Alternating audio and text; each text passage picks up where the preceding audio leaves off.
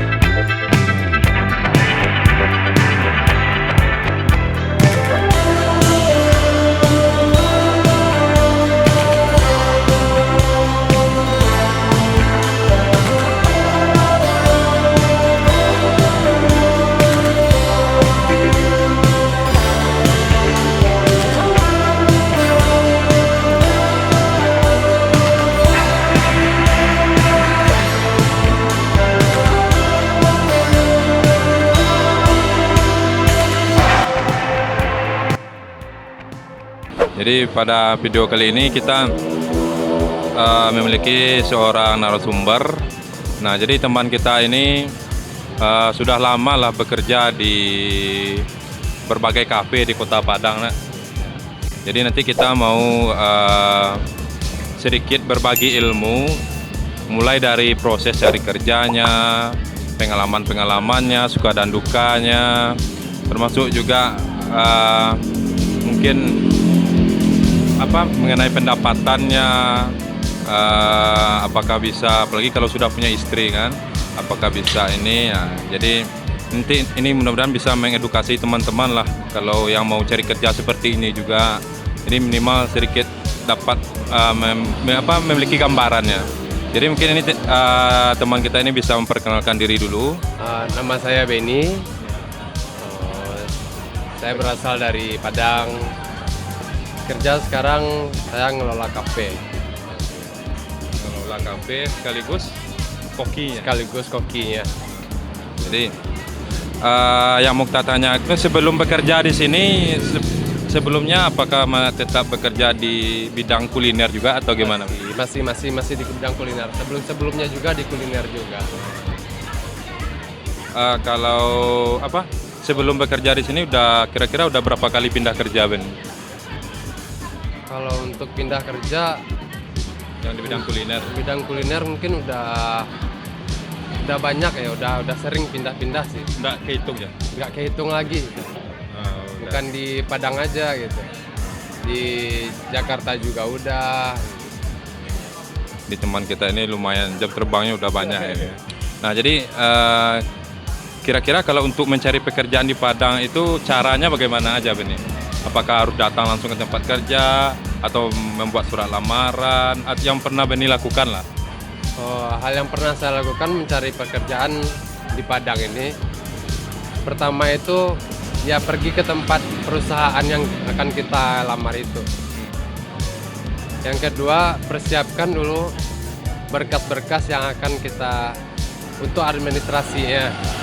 Contohnya pengalaman kerja kita yang terdahulu, ijazah kita, pokoknya selengkap mungkin. Terus yang paling inti itu tekad buat kerja. Kalau kita ada tekad buat kerja, cuma aja kita kerja. Berarti datang langsung? Ya, datang langsung ke tempat kerja, ke pemilik, owner perusahaan itulah. Jadi yang kalau melalui kantor pos tidak pernah ya? Tidak pernah.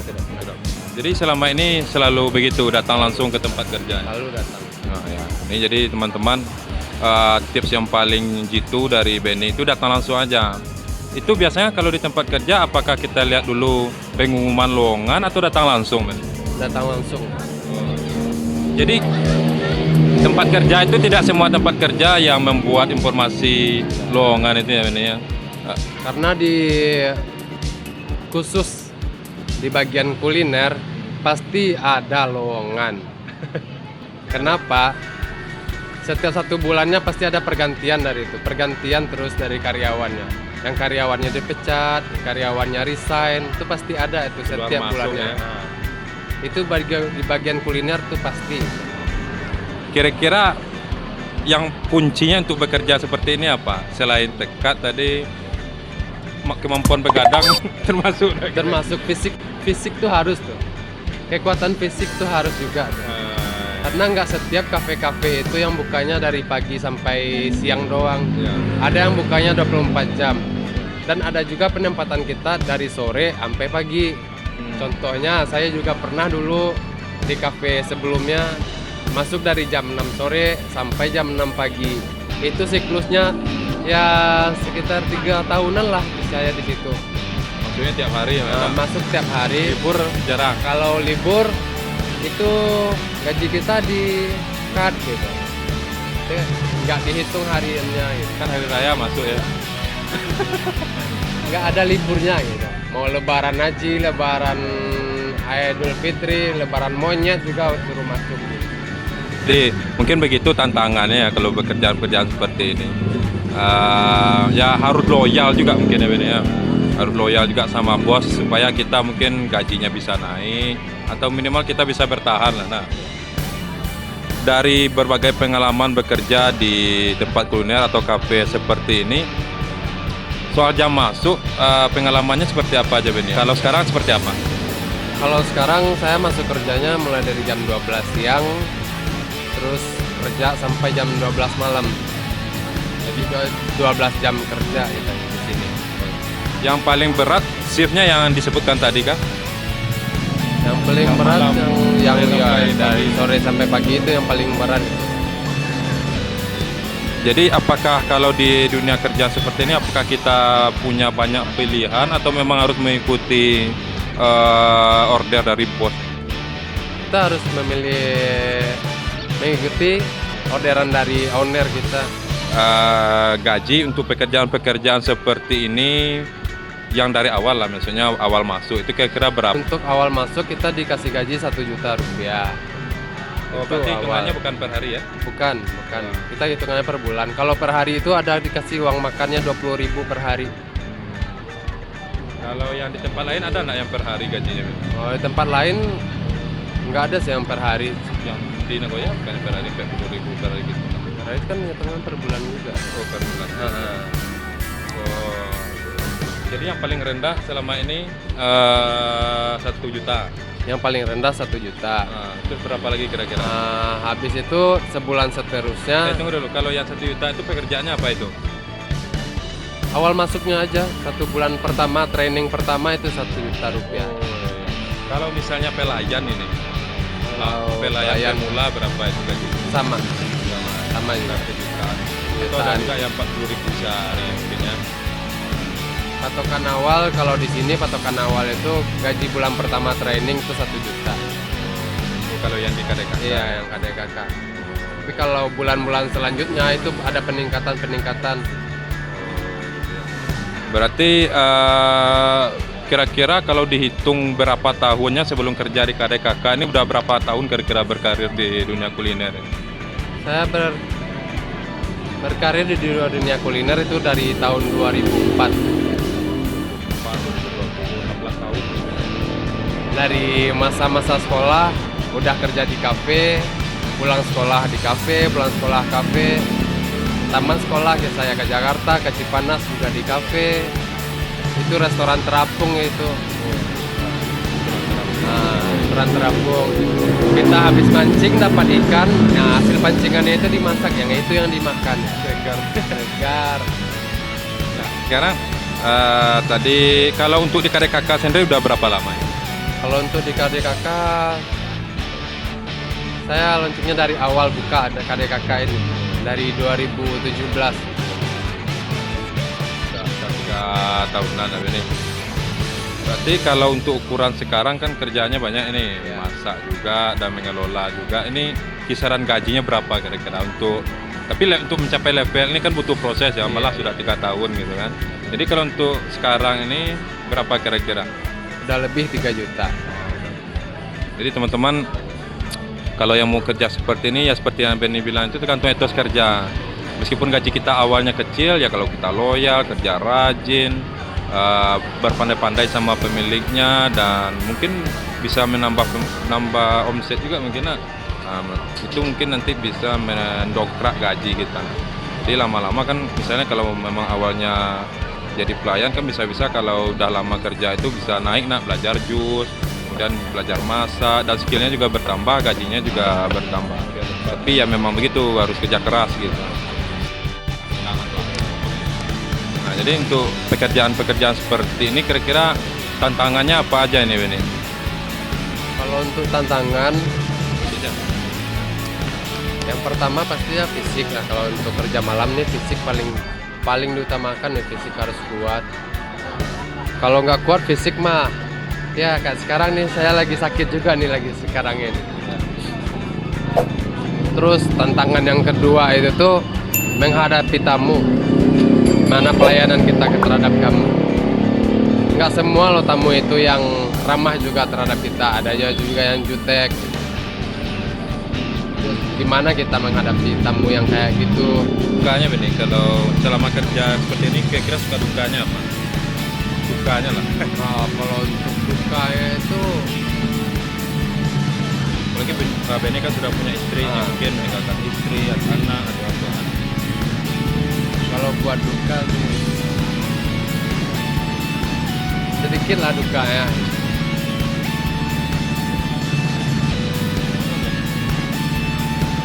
Ya di saat kita, bagi yang udah berkeluarga nih ya, duka bagi yang udah keluarga.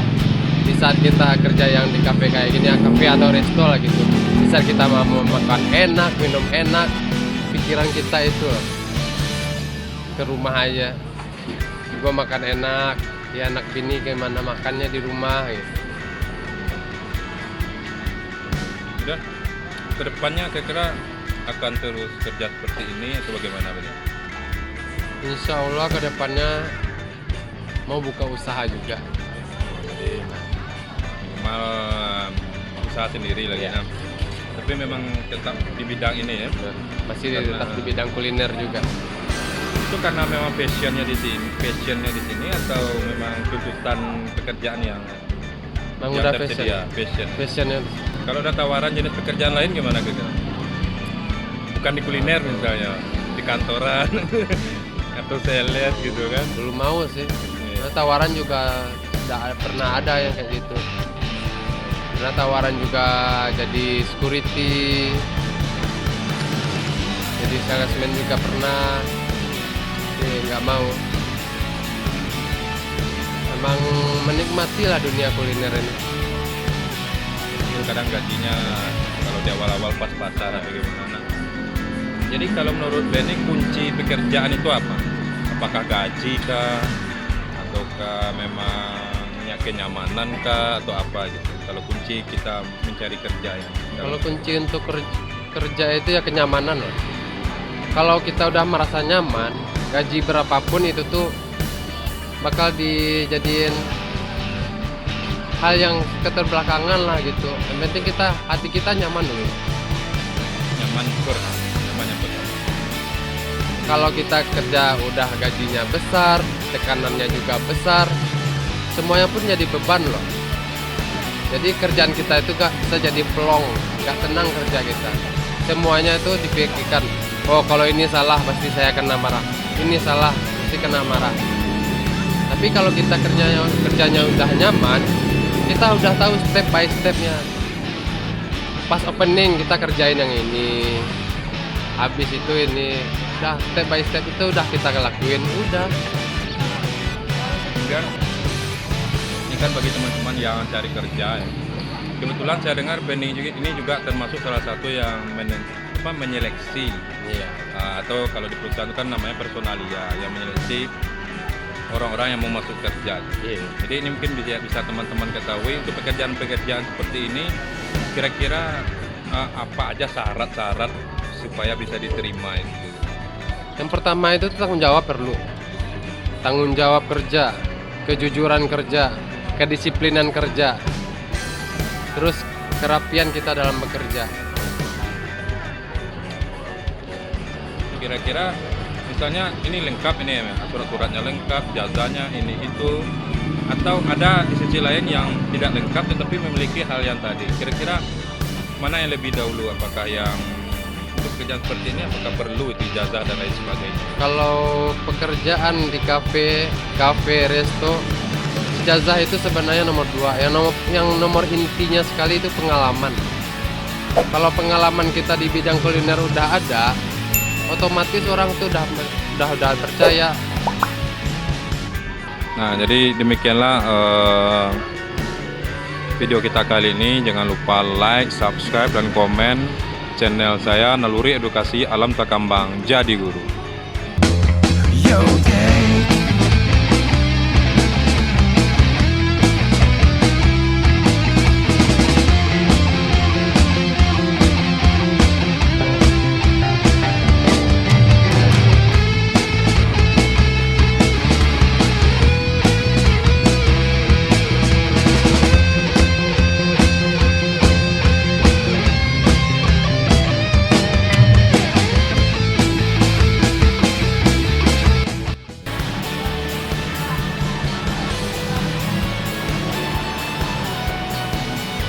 Sedang buat menu apa, Beni? Nasi goreng kakak. Ini salah satu menu favorit di sini atau? Nasi goreng kakak itu ada tambahan sosis sama nugget ya. Tambah sosis sama nugget. Tempat lain mungkin nasi goreng spesialnya gitu. Nasi goreng spesial. Nah, jadi ini kata Beni merupakan nasi goreng spesialnya di Kadai Kakak. Jadi ini mungkin bisa jadi rekomendasi juga kalau teman-teman mau ke sini. Ini alamat tepatnya apa Beni? Kadai Kakak. Alamatnya Namanya di arah ke Unan berarti. Nah, Jalan Manata nomor 9. jalan Jalan Manata. nomor 9.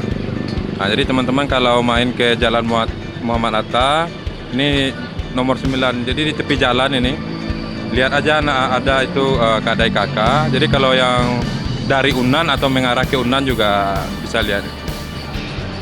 Wah, ini ciri khas. Ciri khas koki ini. Ini kalau teman-teman ke sini baunya bisa terasa ini.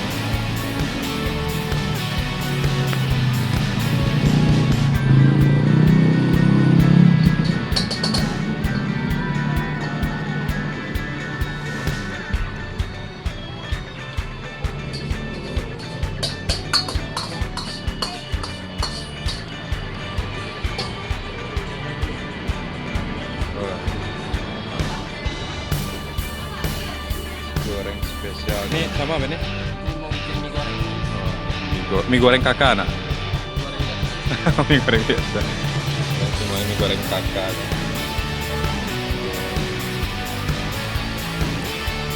Jadi garnisnya itu kalau di Padang ini dikasih timun sama tomat. Biasanya juga ditambah kerupuk kadang ya. Kadang kan di luar itu nggak ada. Saya pernah ke Malang, di sana nggak ada dikasih apa-apa, Bet. Memang nasi goreng tok, jadi nggak ada garnish ya. Oh, kalau yang di sini memang nggak pakai kerupuk. Jadi ini tambahannya. Mie goreng.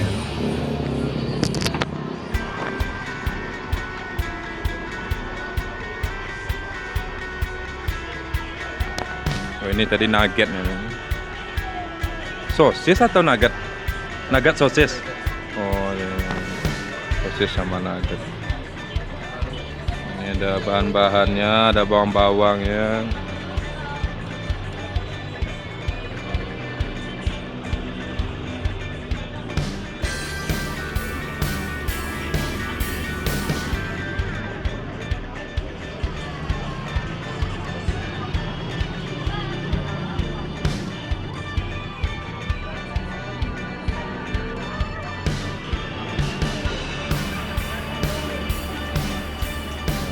ada EKK.